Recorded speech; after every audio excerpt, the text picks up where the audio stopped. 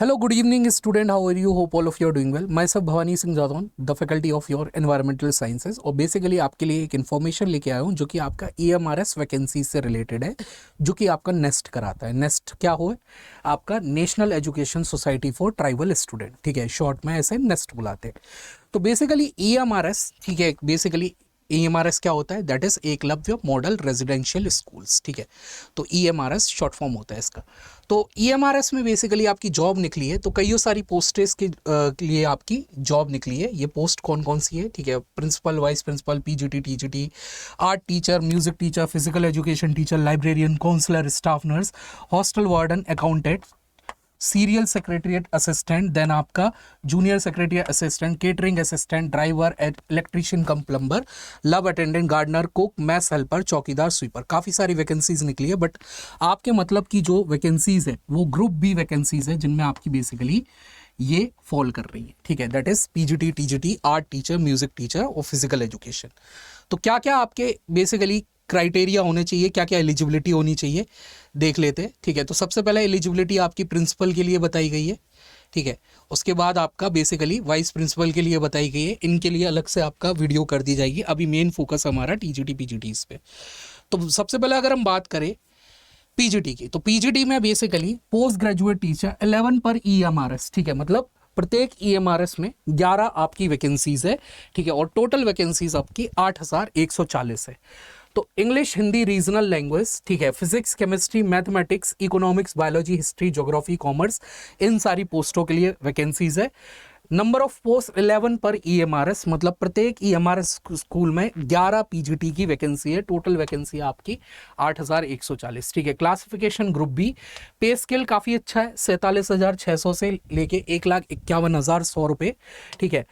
Weather selection post और not selection post not applicable. Age limit not exceeding 40 years, ठीक है, 40 साल से ज़्यादा नहीं होने चाहिए, जो बेसिकली आपका DSSS वगैरह में घटा दी गई थी, वो क्लॉज यहाँ नहीं है, ठीक है। तो 40 साल से ज़्यादा नहीं होने चाहिए, और अगर आप EMRS में पहले से ही काम कर रहे हैं, ठीक है, एज अ TGT, तो आपका 55 साल से ही आपका ज़्यादा नहीं होनी चाहिए, ठीक है।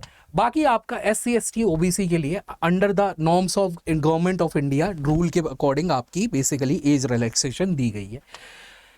एसेंशियल क्वालिफिकेशन PGT, मतलब आपका एक तो मास्टर्स होना चाहिए। किस किस में, अगर PGT इंग्लिश के लिए अप्लाई कर रहे हो, इंग्लिश के लिए इंग्लिश होनी चाहिए, PGT हिंदी के लिए हिंदी होना चाहिए, PGT physics physics, PGT chemistry chemistry, mathematics mathematics, biology या तो बॉटनी में किया हो, या जूलॉजी में किया हो, या फिर बायोलॉजी में किया हो, ठीक है। PGT history history, geography geography, ठीक है। PGT commerce, commerce with accounting, cost accounting, financial accounting as a major subject of study. याद रखिएगा, यहाँ एक क्लॉज लगाया है कि holders of degree of MCOM in applied business, ऐसे बच्चे जिन्होंने बेसिकली अप्लाइड बिजनेस में या फिर आपका अप्लाइड इकोनॉमिक्स में या फिर बिजनेस इकोनॉमिक्स में आपका MCOM करिए, वो यहाँ एलिजिबल नहीं है PGT इकोनॉमिक्स के लिए और रीजनल लैंग्वेज के लिए, ठीक है।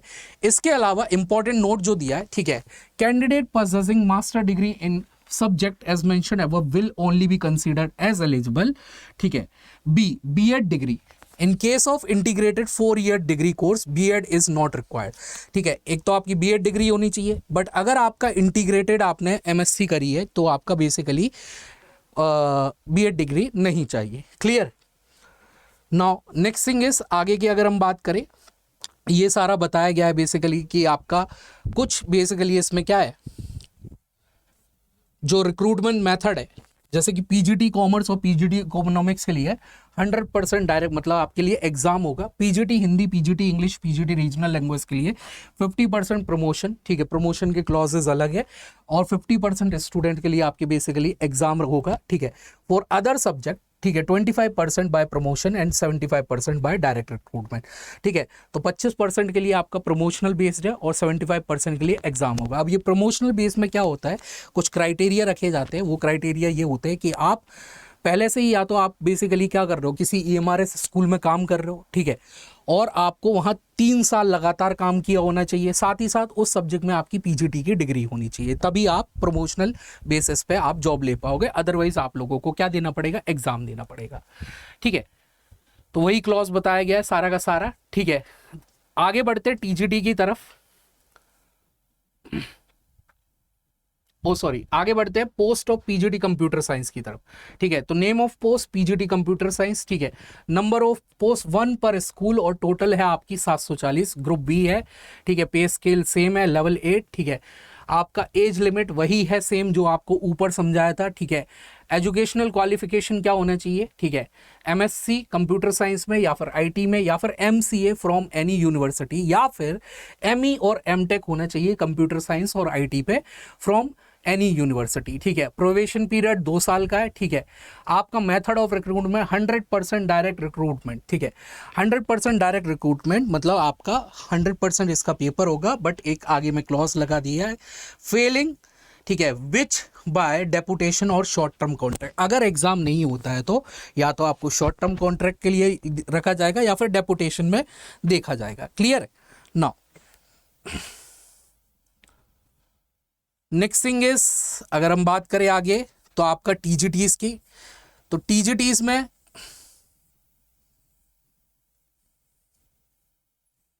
Number of post. ठीक है, पहली चीज टीजीटीज में इंग्लिश, हिंदी, रीजनल लैंग्वेज। ठीक है, इफ एप्लीकेबल। और इसके अलावा आपके जो सब्जेक्ट है मैथमेटिक्स, साइंस, सोशल साइंस। ठीक है, नंबर ऑफ पोस्ट 12 पर स्कूल। ठीक है, प्रत्येक ईएमआरएस स्कूल में 12, टोटल आपकी 8880। Classification group B. ठीक है, स्केल लेवल मतलब यहाँ पे आपका जो पेमेंट पे स्केल है वो लेवल 7 है। इससे पहले पीजीटी में आपका लेवल 8 पे स्केल था। तो आपकी जो बेसिकली पे स्केल है वो 44,900 से लेके 1,42,400 रुपये हो जाएगी। ठीक है, एज लिमिट 35 साल से ज़्यादा नहीं होना चाहिए। अगर आप ईएमआरएस एम्प्लॉय है तो 55 साल से ज़्यादा नहीं होने चाहिए। एज रिलैक्सेशन सेम वही SC ST OBC। ठीक है, एसेंशियल क्वालिफिकेशन। ठीक है, 4 year integrated degree course of regional college of education of NCERT और other NCTA recognise institution in concern subject. मतलब 4 साल का इंटीग्रेटेड कोर्स अगर आपका तो आप बढ़ सकते हो। Bachelor honours degree in the concern subject, candidate should have studied requisite subject for at least 2 year in the 3 years degree course. तो अगर आपकी बैचलर में ऑनर्स डिग्री है, ठीक है, तो आपका बेसिकली एटलीस्ट आपने जो आपका जो जिस भी कंसर्न सब्जेक्ट में आप भर रहे हो उसमें एटलीस्ट आपने 2 साल वो आपने, ठीक है, अपनी मतलब 3 साल की ग्रेजुएशन में वो 2 साल पढ़ा होना चाहिए। या फिर bachelor degree from a recognised university in concern subject, the candidate should have studied the requisite subject in all the 3 years. तो या तो आपने 2 साल पढ़ाओ या फिर आपने 3 साल पढ़ाओ। ठीक है, post wise elective subject and language in the combination of subject are as under. TGT के लिए Hindi as a subject in all the 3 year of degree courses. TGT English के लिए, ठीक है, इंग्लिश एज ए सब्जेक्ट 3 साल में होना चाहिए। ठीक है, टीजीटी मैथ के लिए bachelor degree in mathematics along with physics and any of the following subject. मतलब बैचलर डिग्री, ठीक है, मैथमेटिक्स में होनी चाहिए, साथ ही साथ में फिजिक्स होना चाहिए। और फिजिक्स के अलावा आपका या तो केमिस्ट्री हो या इलेक्ट्रॉनिक्स हो या कंप्यूटर साइंस हो या फिर स्टैटिस्टिक हो। In case of such university which provide only 2 subjects out of 6 as mentioned above in the final year of graduation, the candidate should have studied maths and physics in the final year of examination and 3 subjects with maths, physics, chemistry or electronic, computer science, statistics in the first and second years of the graduation. अब ये clause दिया गया है कि अगर कोई ऐसी university है जिसने बेसिकली आपके टोटल 6 सब्जेक्ट में से, ठीक है, आपके 2 सब्जेक्ट आपके फाइनल ईयर में रहे हो, मतलब 2 सब्जेक्ट आपके फाइनल ईयर में रहे हो, तो ये 2 सब्जेक्ट कौन से रहने चाहिए? Candidate should have studied maths and physics in the final year. ठीक है, मतलब फाइनल ईयर में आपने क्या पढ़ाओ? मैथ्स फिजिक्स पढ़ाओ। ठीक है, इन the final year of examination and 3 subject with maths, physics, chemistry. ठीक है, और 3 सब्जेक्ट आपके, ये सेकेंड ईयर है, ये थर्ड ईयर है। ठीक है, मैथ्स फिजिक्स ये तो कॉमन रहेगी। 3 सब्जेक्ट आपके maths physics in the first and second year of graduation. मतलब यहाँ पे आपका केमिस्ट्री हो सकता है, ठीक है, यहाँ पे आपका बेसिकली इलेक्ट्रॉनिक्स हो सकता है, यहाँ पे आपका कंप्यूटर साइंस हो सकता है, यहाँ पे आपका स्टैटिस्टिक हो सकता है, सेम आपका फर्स्ट ईयर में हो सकता है। यहाँ अगर आपका, ठीक है, जो तीसरा सब्जेक्ट है इनमें से कोई भी एक हो जाएगा तो चल जाएगा। ठीक है, candidates who have passed BSc degree with honors in math subject would be considered eligible only if they have studied physics and chemistry electronics, computer science, statistic in any of the 2 years of the courses. Candidate with BSc honors in physics or chemistry are not eligible for the post of math.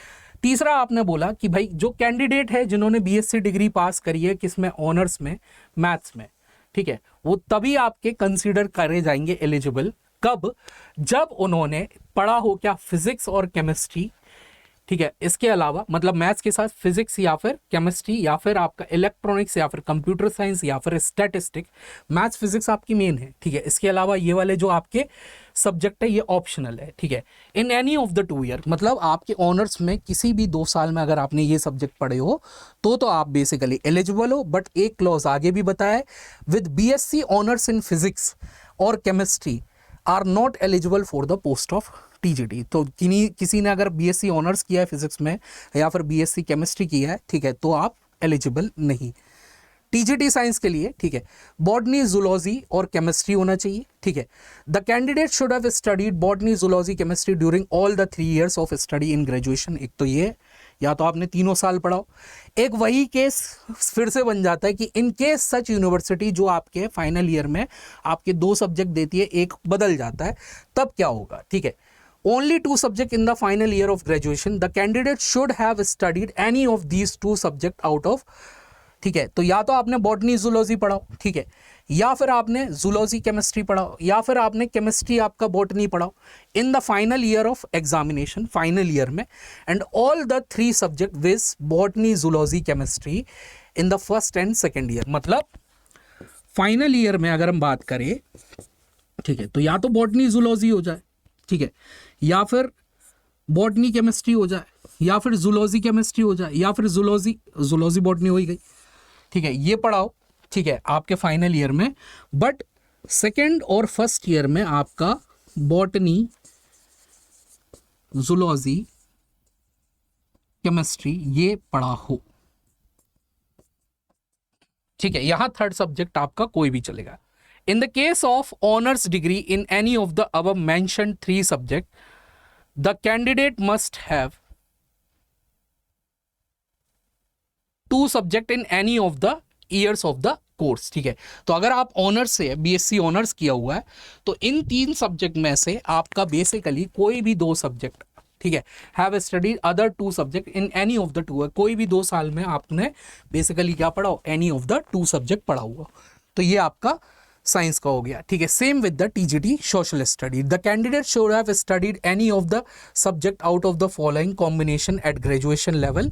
History पढ़ियो geography के साथ, या फिर economics के साथ, या फिर political science के साथ, या फिर ज्योग्राफी पढ़ियो हिस्ट्री के साथ, या फिर इकोनॉमिक्स के साथ, या फिर पॉलिटिकल साइंस के साथ, ठीक है। In other words, the candidate should have studied any 2 subjects out of history, geography, economics and political science in which one must be either history और ज्योग्राफी। मतलब कहने का मतलब ये है, जो एसएसटी अप्लाई कर रहा है बंदा, ठीक है, या तो वो ज्योग्राफी वाला हो या फिर वो हिस्ट्री वाला हो तो आपका कर सकता है। बाकी वो आपका इसके कॉम्बिनेशन में, ज्योग्राफी के कॉम्बिनेशन में आपका या तो हिस्ट्री रहा हो, ठीक है, या फिर आपका इको रहा हो, या फिर पॉलिटिकल साइंस रहा हो, या फिर हिस्ट्री के कॉम्बिनेशन में ज्योग्राफी रहा हो, इको रहा हो, पॉलिटिकल साइंस रहा हो, तो आप भर सकते हो, ठीक है।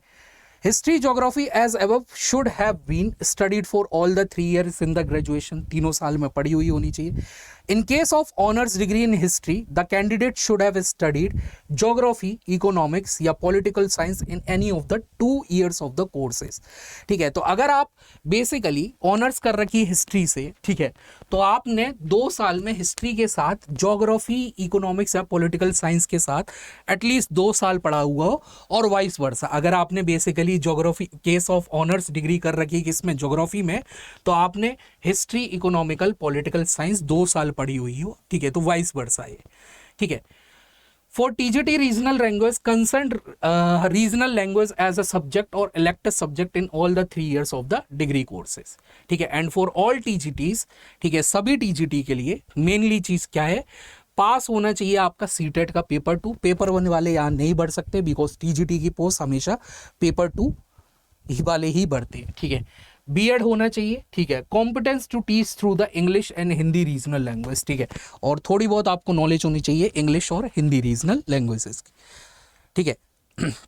नोट लगाया है, B Ed degree not applicable for 4 years integrated degree course. भाई जिन्होंने इंटीग्रेटेड कोर्स किया हुआ है, मतलब 12th के बाद डायरेक्ट आपका मतलब क्या बोलते हैं बीएससी में अप्लाई कर देते हैं और इंटीग्रेटेड कोर्स करते हैं, ऑनर्स वगैरह करते हैं, तो उनके लिए आपका बेसिकली बीएड डिग्री नहीं चाहिए, ठीक है, अगर आपकी 4 साल की रही है तो।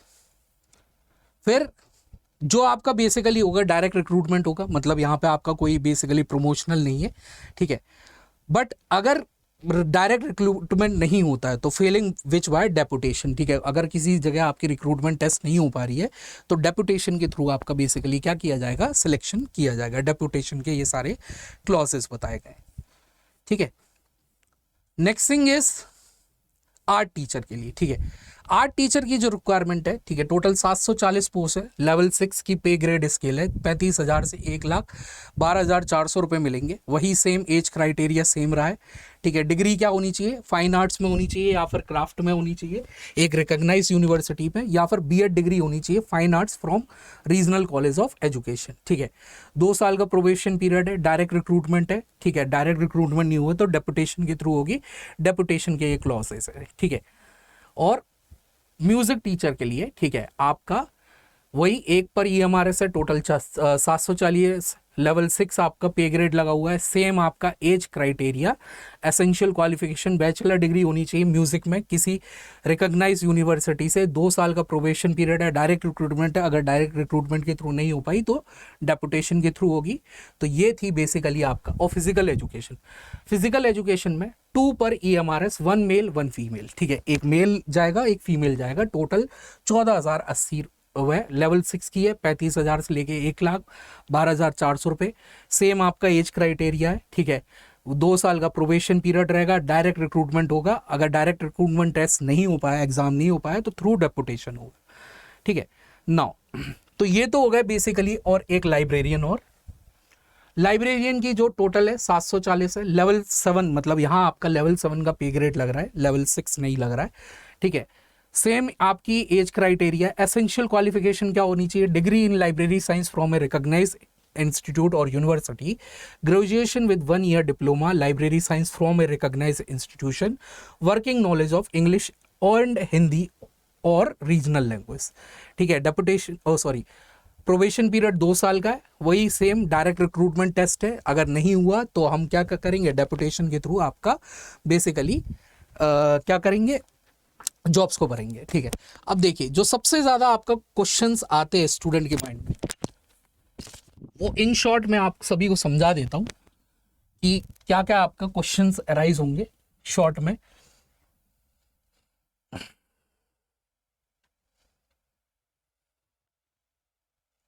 ठीक है, तो शॉर्ट में आपको क्वेश्चन बता देता हूं, फ्रीक्वेंटली आस्क्ड क्वेश्चन जो होंगे।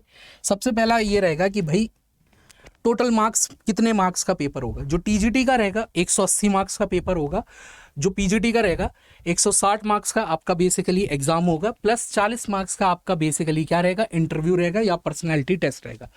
तो टीजीटी का टोटल मार्क्स आपका 180 है, ठीक है, जबकि पीजीटी का टोटल मार्क्स आपका 200। दूसरी चीज, ठीक है, इंटरव्यू है कि नहीं, टीजीटी के लिए कोई इंटरव्यू नहीं है, पीजीटी के लिए यस आपका इंटरव्यू होगा जो कि 40 मार्क्स का रहेगा, ठीक है।